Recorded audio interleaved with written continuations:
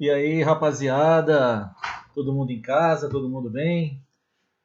Maravilha. Aqui é Leão na quarentena também, mas como todos os demais professores, né, vamos trabalhar o nosso conteúdo que a gente, mesmo em casa, a gente não pode parar, ok?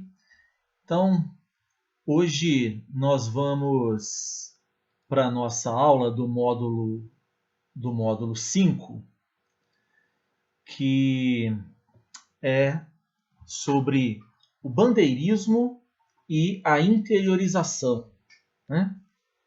Aqui a gente tem a imagem, o monumento às bandeiras, que fica lá no Parque do Ibirapuera, em São Paulo. Talvez vocês já tenham tido a oportunidade de passar em frente ou ver, né, do carro, qualquer coisa assim. Né? Um monumento muito bonito ali no Parque do Ibirapuera, em São Paulo. Muito bem. Interiorização da colônia. Né? Interiorização, a palavra é autoexplicativa. Né? É a corrida para o interior da colônia. Os portugueses, após o início da colonização, né, a fundação da primeira vila, São Vicente, em 1532, pouco a pouco os portugueses foram se dando conta da necessidade, né, de ocupar outros territórios, outras terras da colônia, além do litoral. Né? Isso por alguns motivos que a gente até já estudou nas aulas anteriores. Okay? Então, talvez o principal deles seja esse aqui, a necessidade de garantir as terras contra as invasões estrangeiras. Outro motivo também, né, que interessava muito aos portugueses, descobrir e explorar as riquezas da terra. Os espanhóis estavam se fartando em ouro e prata no México, no Peru, na Bolívia, né? E os portugueses, até aquele momento, só levando pau. Pau Brasil, calma, pau Brasil, ok? Então, também desejavam encontrar riquezas que pudessem ser exploradas na nova terra. Outro fator seria manter um território contínuo que facilitasse as relações comerciais entre os vários povoamentos. Né? Então, uma cidadezinha, um povoamento em São Vicente, outro no Rio de Janeiro, outro na Bahia, outro em Pernambuco, ficavam muito distantes. Então era preciso ocupar o território com maior intensidade, né? Para que as distâncias não fossem tão longas entre uma localidade e outra, e para que essas localidades, esses povoamentos, essas pequenas vilas e cidades, pudessem realizar comércio entre si, gerando mais riquezas também para o governo português. Outro fator, né, era aproveitar os rios navegáveis, usando esses rios como estradas naturais que levavam para o interior do território. Então, entre esses rios, a gente pode citar o Rio São Francisco, o Rio Tietê, o Rio Paraíba do Sul, o próprio Rio Amazonas, ok? Então, por meio de vários rios navegáveis, isso tornaria mais fácil o acesso ao interior do território, ok? Outro interesse português está aqui embaixo, ó, no último item. Estabelecer uma colônia na região do Rio da Prata, que era chamada naquele momento de Sacramento, e é o atual Uruguai. Havia já por ali um comércio muito importante, né, porque era a região por onde saía a prata da Bolívia. A prata saía da Bolívia, né, era escoada ali pela região da Argentina e era levada para a Espanha pelos navios. Né? Ali também havia interesses ingleses que procuravam realização de comércio. Então era uma região já importante economicamente. Portugal desejava ter ali uma participação nesses negócios. A gente não pode esquecer dos fatores humanos, né, dos agentes históricos que atuaram nesse processo. ok? Então nós temos alguns personagens, alguns agentes históricos que são importantes nessa interiorização, nessa ocupação do interior do território brasileiro. Entre eles, os mais conhecidos são os bandeirantes, os missionários, né, de várias ordens religiosas, os criadores de gado. Tá? Tem aqui um mapa para mostrar para vocês a atuação desses agentes históricos. Né? Os mais conhecidos, então, os bandeirantes, saíam aqui da região de São Paulo, se espalhavam, né? Percorreram várias rotas pelo interior do Brasil em busca de riquezas, porque eles viviam numa pindaíba de Dadó. Né? A região de São Paulo era extremamente pobre e eles estavam sempre em busca de alguma riqueza que, né, os tirasse daquele lamaçal de pobreza onde eles viviam. Aqui a gente tem também algumas outras ações dos bandeirantes, né, principalmente na questão ao combate a quilombos e tribos indígenas. Os criadores de gado, aqui no interior do Nordeste, né, foram ocupando cada vez território mais para o oeste. E as missões, também chamadas de reduções jesuíticas, aqui no interior da região sul do Brasil e também aqui no norte, né, ao longo ali dos grandes rios da planície amazônica. Então, são as regiões onde esses agentes atuaram e ajudaram na ocupação no interior do território. Vamos falar inicialmente dos bandeirantes. Tá? Já disse para vocês, colonos empobrecidos, viviam principalmente na região de São Paulo. As expedições que eles realizavam eram sempre em busca de alguma forma de tirá-los daquela pobreza, como eu disse. Então, foram vários tipos de expedições. As bandeiras, tá? Eram expedições que eles próprios organizavam, tá?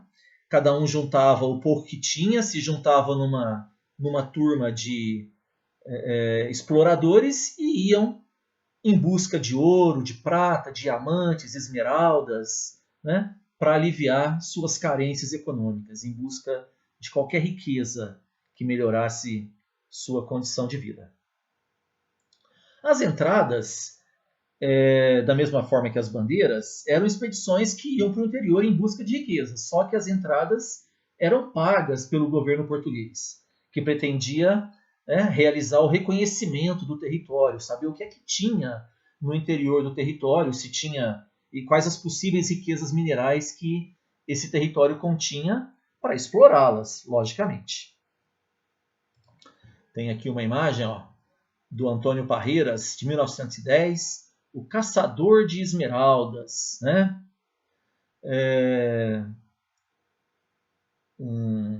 Na verdade, uma imagem, vamos dizer assim, idílica, romântica, do trabalho dos bandeirantes, né? Então está aqui o bandeirante, outros que o acompanhavam, algumas índias nuas, né? É uma visão romanceada, vamos dizer assim, da vida do bandeirante.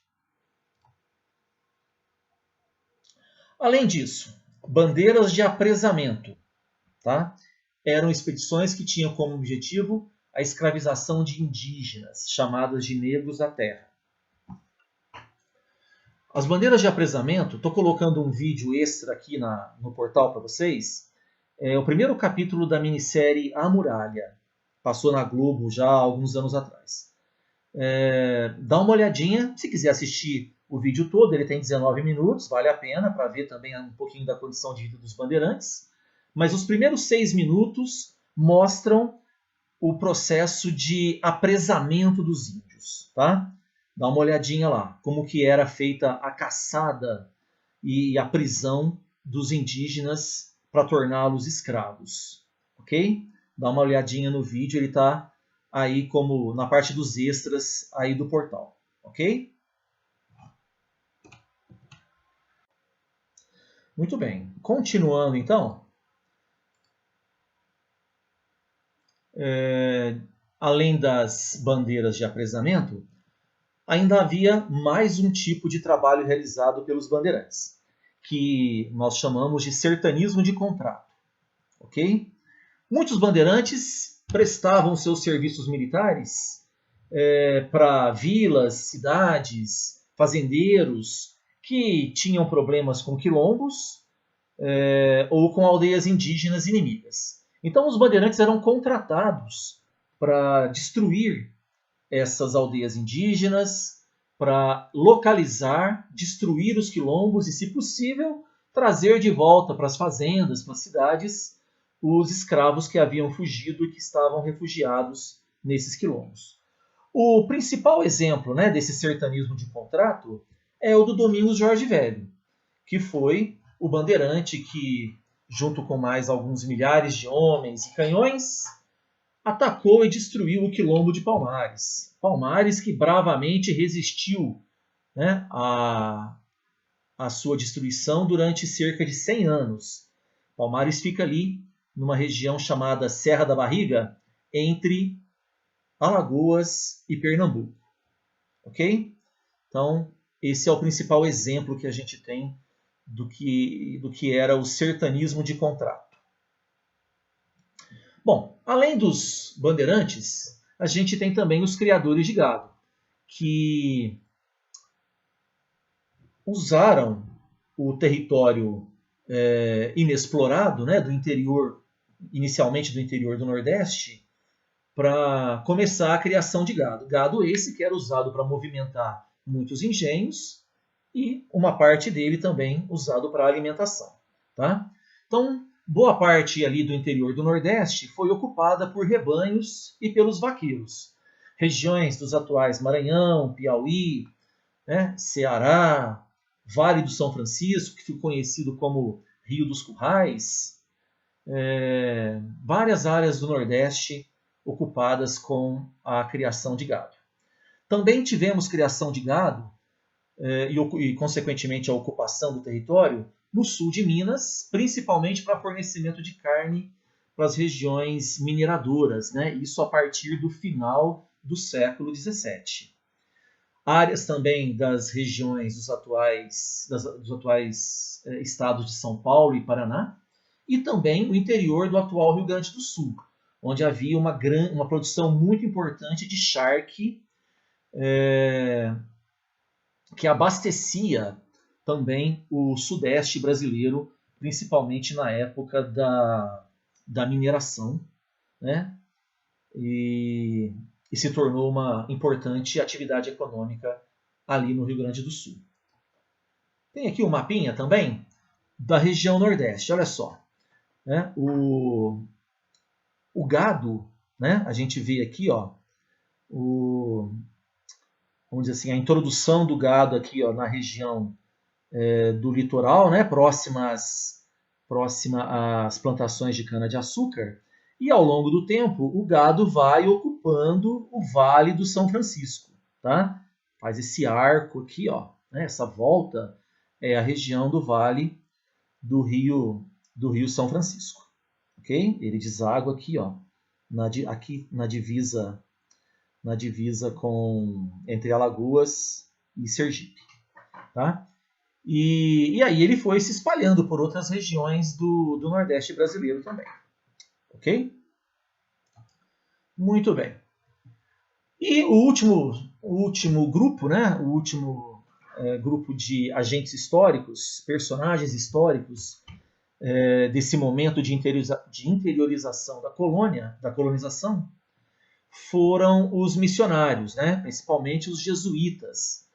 Eles criaram as chamadas missões jesuíticas, também chamadas de reduções. Missões ou reduções é a mesma coisa. Essas reduções, elas eram basicamente fazendas que usavam o trabalho indígena, né, exploravam o trabalho indígena para a produção de algum tipo de mercadoria. Os padres catequizavam os índios, ensinavam a eles como era o modo de vida europeu, né? E eles passavam a viver nessas novas condições.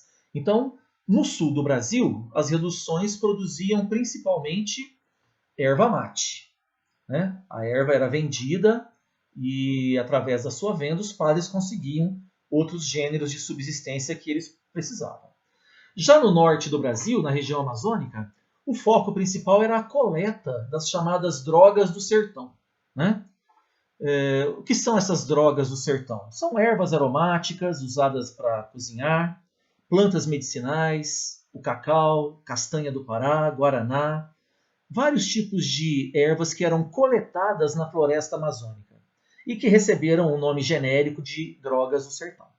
Ok?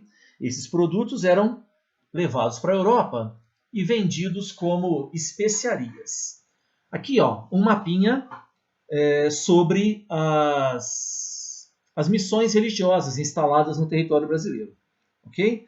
Está dividido aqui, ó, entre missões portuguesas, a gente vê que elas estão principalmente concentradas no sul do Brasil, e missões espanholas concentradas no norte, mas a gente tem algumas aqui também portuguesas.